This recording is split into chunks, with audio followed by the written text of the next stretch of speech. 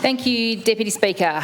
Normally I would stand and say it's my pleasure to rise to speak on this private member time, and it is my pleasure to always speak about the salmon industry, but I rise, I suppose, curious to speak on this matter before us today around seeking a report on moving the entire salmon industry in Tasmania from our marine environment to on land. And the reason why I say it's curious, because both the proponent of the motion and the Greens who have just spoken have said that they've done some research, they've looked at it, and they think it's the way to go for Tasmania.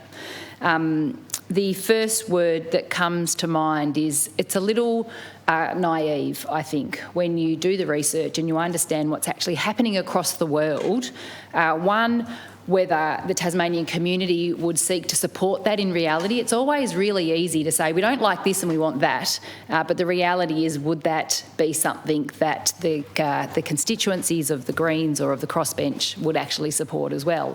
When you do some very simple analysis of what's going on around the world where people are trialling land-based salmon production, in terms of the global production, it's been spoken this morning as though there's a thriving industry on land for Atlantic salmon. Less than 1%, probably around 0.5% of global production currently is being trialled with intense difficulties. Atlantic sapphire has been mentioned as a leader in this space, as the place that people always refer to when they say that there are successful on-land salmon farms occurring around the world. Well, the repeated challenges that they have had, both in terms of their production, the amount of fish, the weight of fish, and also with their finances, have been quite incredible. And you only have to do a really quick search to see the realities of that. Multiple mass mortalities, some because of conditions, whether it be poor capacity to manage temperatures in the water, some because of simple failures in the operational systems like filters. There seems to be this magical suggestion that you take full salmon farming out of a marine environment, you relocate it onto land and all the problems go away, all the challenges go away. It is just a simple task to farm fish on land. And if that was the case, then everyone would be doing it. They'd be doing it all around the world, and they would have been doing it for decades, because one of the things that we know around the world is there is an increasing pressure to produce quality protein. The population of the world needs to find access to protein, and Atlantic salmon farmed in Tasmania, is some of the best. We know that farming salmon at the moment is one of the lowest carbon proteins available, and in Tasmania, in the short period of time of this industry, they do it with incredible innovation, they do it with incredible passion and care, and as a result have produced and continue to produce some of the world's best farmed salmon proteins. Now, I want to touch on some of the contributions from the previous speakers, because I think reality, people talk about wanting to always base information on fact and science, and I think there's importance to put some reality around the contributions that have been made. And when we talk about the capacity to produce farmed salmon, as I said already, less than 1% of world's production is currently being trialled in on-land production. And the leader of the Greens says it'd be out of sight, out of mind, no noise, no impact, no one would be concerned, it would be happy days. Well, the reality is that, and the Minister raised this himself, the actual relative marine area that is used currently to farm salmon in Tasmania is quite insignificant compared to the comparison of on-land farming.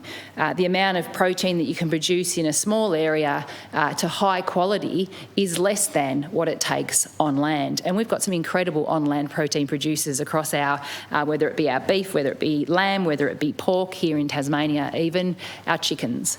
The reality is, if you lined up all of the salmon pens currently active in Tasmania right now and you put them all in one area, it takes up about 1 square kilometre of land area. And I always like to paint a picture to get some context of what does that actually mean, what does it actually look like. People are quite aware of the Macquarie Point area. The Macquarie Point area is about the equivalent of the land area that it would take to co-locate all of the salmon pens around Tasmania at the moment.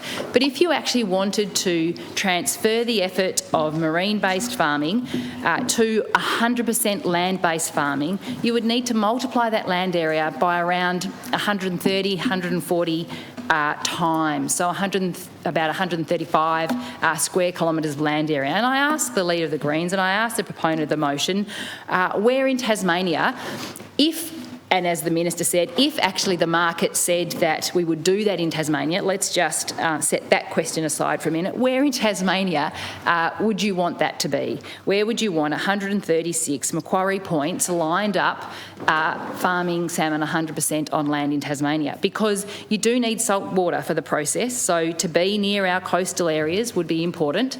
There are challenges in Tasmania in terms of the outfall of used saltwater resources in terms of our planning and approval, so there's challenges there. The equivalent amount of water that you would need just to fill the tanks to farm them on land is something like 160 Olympic swimming pools worth of water. Now, water is a precious commodity. We hear that all the time. Our salt water, you need access to bring it in, and then you need to be able to do something with the salt water at the end once it's been used and it hasn't been reticulated, and you need to refresh out the systems, and we don't have rules or support for that at the moment. But the reality is the intensity of that operation on land not only would require the drawing from water but also from power. We're restricted in terms of the renewable energy that we can continue to generate here because of the lack of ability for the Greens to come on board with supporting renewable energy projects. Just last night in the other place, seeking to undermine Hydro's capacity to increase its joint venture relationships into new renewable energies. The proponent of the motion talked about... No interjections, please. And the member does not need to take the interjection. She'll continue her contribution. Interjections True, though. Cease. The interjection stopped my flow of thinking, so I'll say that again.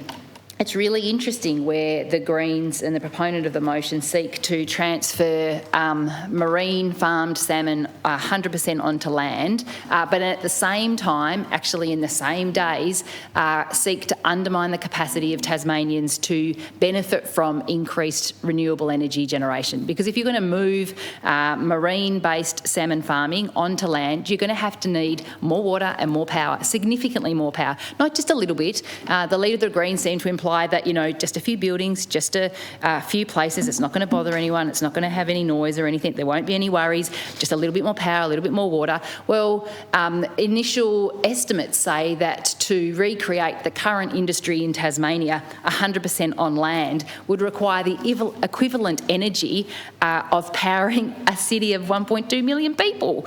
That's a lot of power. And where the Greens don't support Robbins Island, don't support, you know, renewable energy coming into Tasmania, where would we get that from? That's a whole nother conversation. The member that proposed the motion said that in his calculations, the land area to transfer marine-based salmon farming onto land would be the equivalent of the land area of Whaleback Ridge. That's a lot of land. But actually to have the land-based salmon farming on the equivalent land area of Whaleback Ridge would also require a generation project like Whaleback Ridge. And who's going to support that from the crossbench or from the Greens? So we set aside a question at the very beginning. These are all the challenges associated with land-based farming. We haven't gone into the increased densities.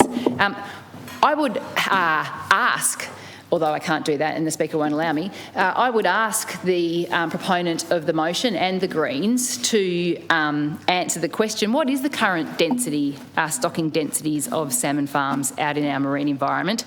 Because it's around, 2 or 3%. When I've been out, and I have been out to many sites, I've been on the water across Tasmania, both in the marine environment and in our inland waters, making sure that I actually go out and visit and meet with and talk to and see operations in real life. And often you get onto a pen and you get reminded that you can't see the fish. The density is so low that you can't actually even see them in there. You expect it by the descriptions of the greens and others in this place to be at this chocked up massive fish in the ocean environment. Sometimes it's really hard just to see where they are. One of the other challenges of land-based salmon farming would be increased densities, and we spoke about some of the challenges at Atlantic Sapphire around filtration problems, temperature problems, mass mortalities, but there's also been animal welfare problems. There are a lot of challenges with this very, very minute current production happening across the world with these facilities. But that doesn't actually even consider the question, which is if land-based salmon farming was acceptable to the community in these large facilities, would it actually happen in Tasmania? Tasmanian salmon farming is Australia's most valuable seafood sector. It's the largest sector in our primary industries in Tasmania. It collectively employs around 5,000 beautiful Tasmanians that do care. One of the things that the leader of the Greens said is that members of our farming community, our salmon farming community at the moment are being pressured, are being forced to actually do the work that they're doing to the clean-up for the incredibly devastating mortalities that we've been seeing. Well, the people that I'm speaking to, the people, there is no doubt that there is exhaustion and overwhelm and devastation around what has happened right now, but people are willingly, in their extra time and in their days off, going to do all that they can to correct what has happened. They have issued apologies for what happened. Nobody accepts that what has happened and the impact of that on our beaches and with the imageries that we're seeing is okay. No one's saying it's okay, but it's an extraordinary event. It's a rare event, but it's being presented by people in this place as an ordinary operations of salmon farming in Tasmania, and that's not true, and it's not fair. It's not fair to the people that have worked in these farms and continue to create the innovation in these places to say that. We know that the people that farm salmon across Tasmania are some of the brightest, some of the most innovative, some of the most caring people that you could come across in a primary industries sector. So the 5,000 people and their families and the communities that they live in, the schools that they go to, the footy teams that they play in, the bakeries that they eat at, the petrol stations that they pump their fuel at, they actually wouldn't have jobs. Because although Tasmania has birthed some of the world's best innovations, although it is one of our greatest success stories, and I will stand and back it in every day, if we moved to 100% on-land salmon farming, if there was a move to do that, it wouldn't happen in Tasmania, because what would happen is the costs of the 1.2, the power of to power the equivalent of a city of 1.2 million people, the increased energy costs, the increased water costs, the increased operational costs would drive up the price of salmon. It would no longer be financially viable to do it in Tasmania, and therefore it would be done close to market. And people know the reality of that. That's how systems work, that's how economies work, so that industry would be lost to Tasmania. I've met people on the West Coast, I've met people down in the south and in the north who are in their third generation. We've got parents that started in the industry some time ago, their kids are working together. It's incredible. Only in a short period of time, you've got families over time all working together. We've got people that I've met that, and I read into the Hansard, may have been last year, might have even been the year before, but quite an emotional recount from someone on the West Coast who said that by being supported by and almost raised by the salmon industry, it's given him purpose and a sense of self in a way that he has been cared for by company and trained and grown and evolved as a person, and now his kids are working with him in a way that he never thought he would have that opportunity or that anyone would give him that opportunity. You need to remember that this move to seek to move salmon farming from the marine environment to the land environment would see that gone. Would see that gone in some of the smallest coastal or regional, remote communities in Tasmania, it would signal the end to many towns. And that would then impact their schools, it would impact their hospitals, it would impact the services that are provided and the shops that are provided in those areas. So to say this is the solution and magically would come without any challenges or any concerns, I think, as I opened, is naive. It is disrespectful. There's no doubt that right now there's something devastating happen and nobody says that that is okay.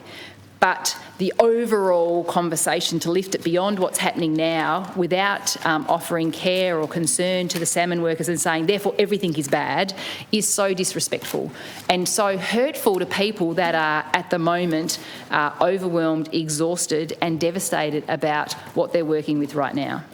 Now, I've spent a lot of time responding to and commenting on where the Greens or the person who's brought forward this motion has been at, but I do want to actually just spend a minute. And some people say that the government and Labor are aligned around the salmon industry. On some things we are, on some things we aren't. And I would say that, in fact, Tasmanian Labor, whether it be through our leader, whether it be through our members from Braddon, whether it be through our members from Franklin, whether it be anyone in our PLP, we stand really clearly and really strongly with the salmon industry and always do. We never falter, we never hesitate, we never undermine the incredible people that farm salmon in Tasmania. But that's not the same for this government. It's not the same for this government that always don't stand strong, that often delay, that pause, and that in fact create some of the circumstances for the negativity to rise up. And I have spoken on this in this place previously, but under former ministers, Minister Barnett, a moratorium was put on this industry. If this government actually did truly believe always in this industry, then they wouldn't have put a moratorium on the industry. The moratorium provided an environment where the negativity could rise up. I think it started the challenges at Macquarie Harbour, and that has seen inappropriate concerns raised and given voice to that. And so I say that this government could do better and should not have placed a moratorium on the industry.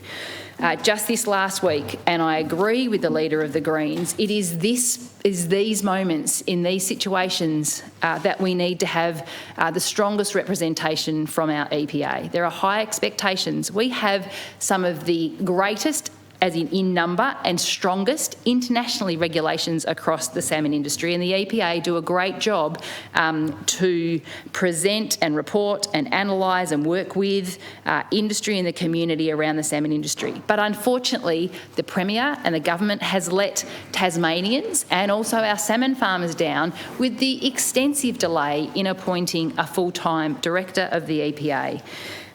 Last year in September, the former Director, Wes Ford, announced that he was going to be leaving. They started the process for looking for a replacement in November, and now we still don't have a permanent appointment. That's a matter of urgency. That is one of the most significant appointments happening in Tasmania right now, and that appointment hasn't happened, and it's letting Tasmanians and it's letting salmon farmers down. And so I would say the moratorium, the lack of capacity for this government to appoint a permanent director to the EPA, and statements like that have been shared in the chamber today, like the salmon industry have lost social licence in Tasmania. Like for a former minister, Minister Palmer, to say that when the statistics and the evidence shows that in fact Tasmanians do support the salmon industry.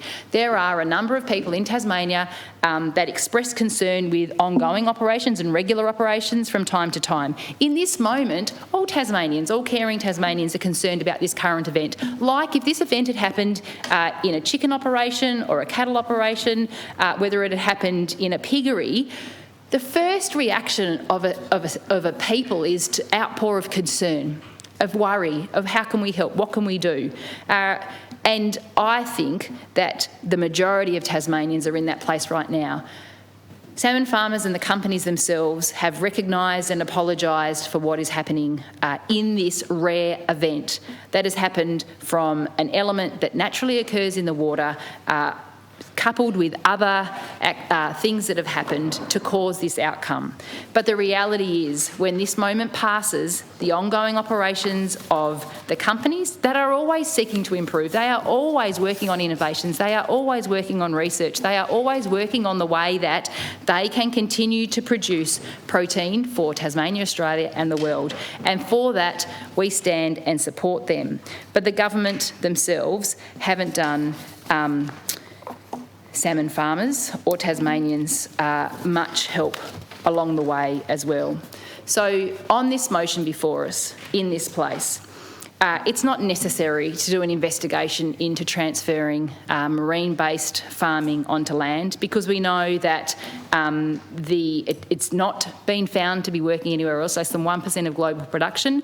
The costs, the challenges, the increased densities would mean that it's not actually as good a way of doing it as it is in the marine environment now. And if in fact it was, or some time in the future it does become, it would be taken from Tasmania, and Tasmanian workers would be put at a disadvantage and lose those opportunities of these great well-paid jobs around regional Tasmania.